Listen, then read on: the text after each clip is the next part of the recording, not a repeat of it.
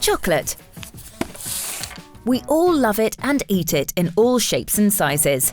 But what exactly is chocolate?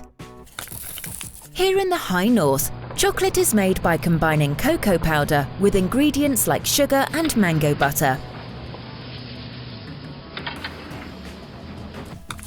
But here in the south, they make chocolate with cocoa butter. So even though the ingredients are different, both products are called chocolate. When the chocolate leaves the factory here in the north, the lorries onto which it is loaded set off to bring the product to the rest of the country, as well as to other countries in the European Union. At least, that's what they think. As you may know, the European Union is a coalition between 27 countries with around 450 million inhabitants. In this coalition, it has been agreed that one can easily travel from one country to the next and that all countries can trade with each other according to the same set of rules. We call this the internal market. And therein lies the rub when it comes to chocolate.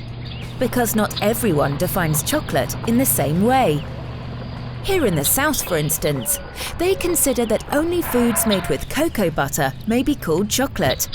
In their opinion, chocolate made with mango butter is not really chocolate, and as a result, it can't be sold as chocolate in their country. Other countries are furious about this, because cocoa butter is much more expensive and difficult to obtain than other vegetable fats. They believe their chocolate is just as much chocolate as the one made in other countries. So, a solution is needed. It is up to the European Commission to come up with this solution.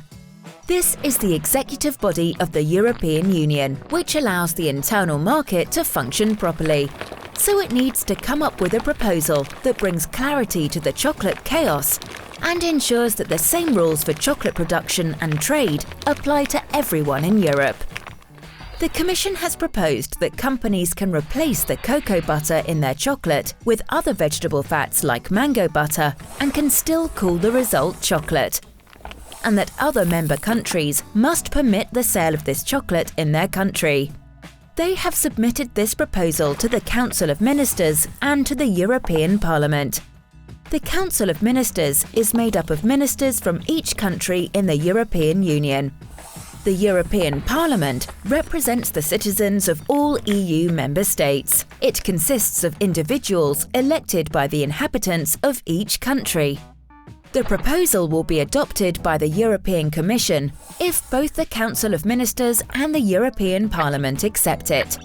If the proposal is adopted by the European Commission, the same rules on chocolate production and trade will apply to every member state from that moment on. If it is not adopted, the European Commission will have to consider a new proposal. Finding a solution requires intensive debates and negotiations. Should countries allow the sale of chocolate that is not made from cocoa butter? Or should countries adapt their recipes? Play the role-playing game and find a solution together.